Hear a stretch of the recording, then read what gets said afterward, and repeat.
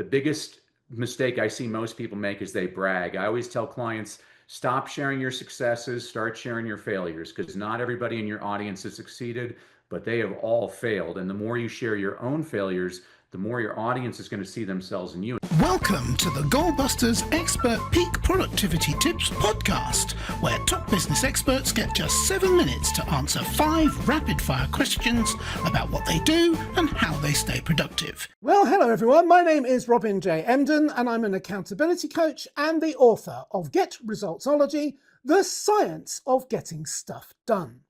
I work with people who run their own business. No boss, distractions everywhere, and never enough hours in the day. Together we cut through the noise, sharpen their focus, and follow through on the big ideas that actually move the needle. That's what I call the momentum formula. Do it today, profit tomorrow, and repeat. So, if that sounds like the kind of breakthrough that you've been looking for, then you are in exactly the right place. And speaking of being in exactly the right place, I am absolutely delighted to welcome our guest expert today, Dr. Danny Brassell. Dr. Danny is a highly sought after speaker, trainer and coach known as Jim Carrey with a PhD. Danny Brassell has spoken to over 3,500 audiences worldwide, 501 now. He has authored 21 books, 21, including Leadership Begins with Motivation and Misfits and Crackpots. The co-founder of Well Crafted Story, Danny helps entrepreneurs, business owners, executives, and organizations leverage speaking on stages as a major client lead source that converts. Oh, some big words in there, and I'm really interested to find out more about them. Dr. Danny, welcome to Goalbusters. Thanks so much for having me, Robin. More importantly, thanks for spreading some joy around the world. Also, your articulation is impeccable. Yeah, although I can't get my head around my own name sometimes, so that's very kind coming from me. Whereabouts in the world that we're talking about are you from, Danny? I am in Denver, Colorado, in the United States of America, and I want to just apologize to all my international friends. That's what I do now. Yes, all right. Well, I'm not sure we accept your apology, but since you've currently, at the time of recording, our king is over there, I better be careful because we want him back. Well, some of us do anyway. All right, so I'm waffling. Do you really? I've actually met him, as I was saying the other day. I hate name droppers, as I was saying to the king only the other day. Mm-hmm. All right, so I'm waffling. Shall we do the questions instead? Absolutely. All right, I'll get the clock up on the screen, and there it goes. Danny, who is your ideal client? My ideal client is entrepreneurs, business owners, and executives looking to convert their audiences into actual paying clients. All right, that's very clear and very concise, and so that gives us time to move on to the second question. So what exactly is the problem or the problems that you solve for your ideal clients? Yeah, most of the clients I work with, they have no interest in speaking or they're terrified of speaking, and I show them how to use speaking to actually engage clients and convert them. We create what's called a well-crafted story. Politicians would call it a stump speech. I've heard people call it a signature talk.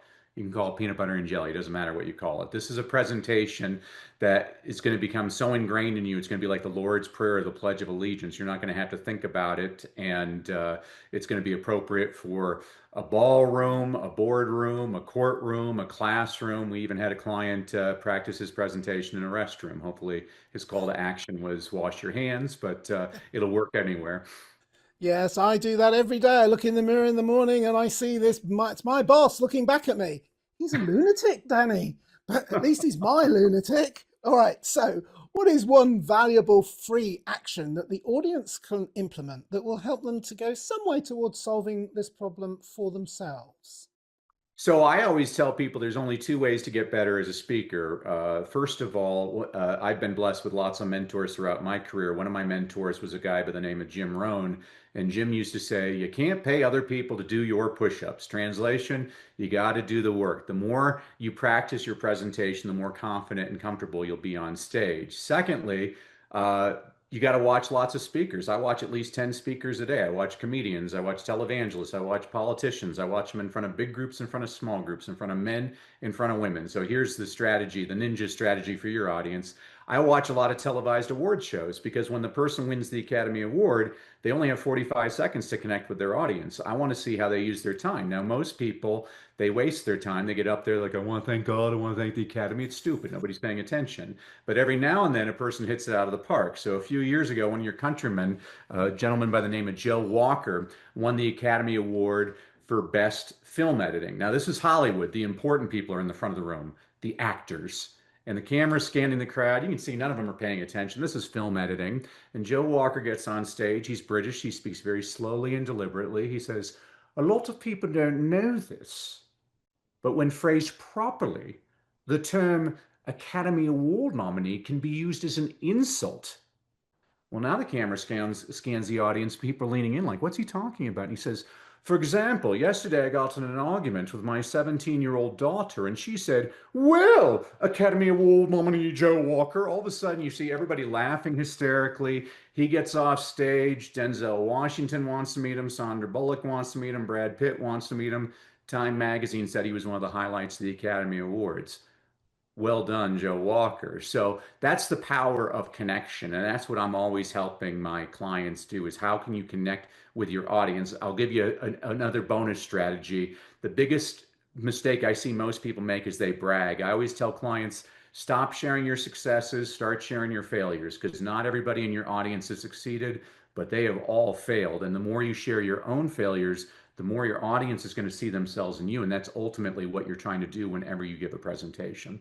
Yeah, that's very solid pieces of advice there. Very valuable indeed. Thank you so much. There's so many stories about award ceremonies that I want to share with you, but I can't because that's not our format. So I better move on. Otherwise, I will disappear down a rabbit hole. We'll never come out of it again.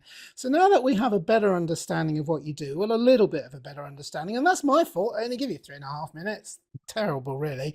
Let's dive briefly into goal busting, which is focusing on how to maximize productive time to achieve your business goals.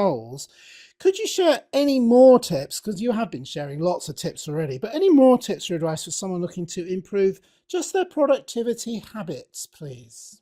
Well, first of all, I only give strategies. I give tips to waiters. I'm going to give your audience strategies. And so, probably the most useful strategy I have for my own personal productivity is every Saturday morning I get my planner and I call it pre-week planning. So, I review how I did the week before and then I insert my goals and actions for the next week. And by holding myself accountable, I loved it when you said you were an accountability coach, Rob. And I'm like, well, that's kind of like uh, a redundant, isn't it? Every coach should be accountable. If your coach isn't holding you accountable, who the heck is holding you accountable? So I commend you for being an accountability coach. It's something we all need, and I hold myself accountable. That's how I do it. All right. Well, thank you for the free plug there. I much enjoyed that. And you know, we're dealing with a wordsmith here. I may have to call you, and instead of Dr. Danny, I might call you Dr. Danny Brassell. I might call you Dr. Danny Shakespeare from now on. There you But, go. so anyway, so Danny, what should I have asked you today that I didn't? And what would your answer be, please? Well, you didn't ask me about your aspiring career as a baby photographer. You get me laughing, and I'm like, you missed your calling. You can get kids laughing. Plus, you didn't talk to me about your love for movies. I have a shared love for movies too. And since you're from Britain, I'm a huge comedy fan, and my idols have always been Monty Python. So we could have talked about Monty Python for the 7 minutes. Probably would have been much more interesting.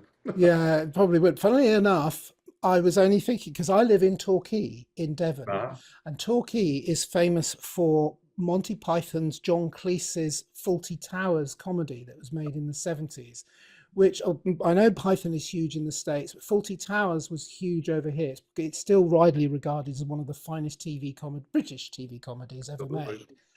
And Hmm. he was actually in Torquay for the first time since 1971 when he last came and got the inspiration for it.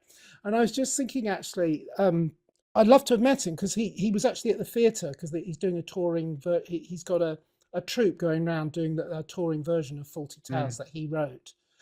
And I was just thinking, I know exactly what I'd say to him. I'd say, thank you for giving me my sense of humour.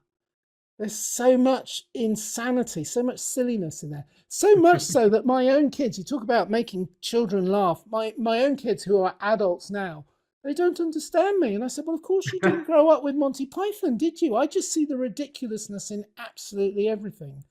And they don't get it. They don't understand. Oh, well, that's their problem, isn't it? So at this point, I always ask my guests a follow-up question, which is really important, which is how can people get hold of you? So that's a first part of the question. The second part of the question is there like a valuable free resource that they can get from you? Because I always say, being a bit British, it sounds a bit cheeky, but actually I'm not being cheeky, I'm being very serious. It's a very useful way of connecting with someone, and then, because it's quite nerve-wracking contacting someone direct, but and especially if you're not quite sure. So the valuable free resource kicks in there. And there is a part 3, which I did give you some heads up about. You've written 21 books, Danny. So please tell us about whichever book you want to tell us about, because I love books, and I can see that, do you know, Danny is one of the few guests I've had on this show, for people looking at the video, where the books behind him, they're real. They're not actually on a screen. And this shelf are just books that I wrote. That was the whole point of writing them. So I had something to put on the shelf. Yeah, Well, Dan, he's modest too. I like that. well, I want to practice what I preach with my clients, where I always insist that they only have one clear call to action, because former teacher, everything I do either rhymes or it's alliterative. So I always say choices confuse and cause you to lose. You have one clear call to action. So as a thank you, Robin, for having me on your podcast and enduring me with my stories today, I wanted to give everybody a freebie. So if you go to freestoryguide.com, guide like a tour guide, freestoryguide.com, I'm going to give everybody their own complimentary, well-crafted story blueprint. What this is the actual process I take clients through to help you create your well-crafted story. What this does for you is it takes the guesswork out of what story should I use and where should I put it in my presentation. And what this means is you now have an actual system, a valuable tool that converts all of your audiences into actual clients. You can get that at freestoryguide.com. And again, Robin, I just wanted to thank you for all that you do. And you can probably use this as an accountability coach. When I was a teacher, and I've taught all age levels, whether I was teaching my little ones or my older ones, as they exited my classroom for the day, they always had to hear me recite the same refrain. I said, remember kids, education is valuable, but execution is priceless. Knowledge is not power. Only applied knowledge is power. Knowing what the right thing to do and doing the right thing are two very different things. So let's go out, do the right thing, and make this world a better place. You're making the world a better place, Robin. Thanks for all you do.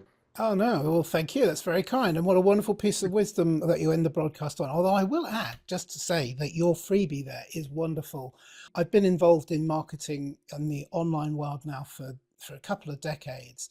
And I do understand, both from that and just from living life, the power of storytelling.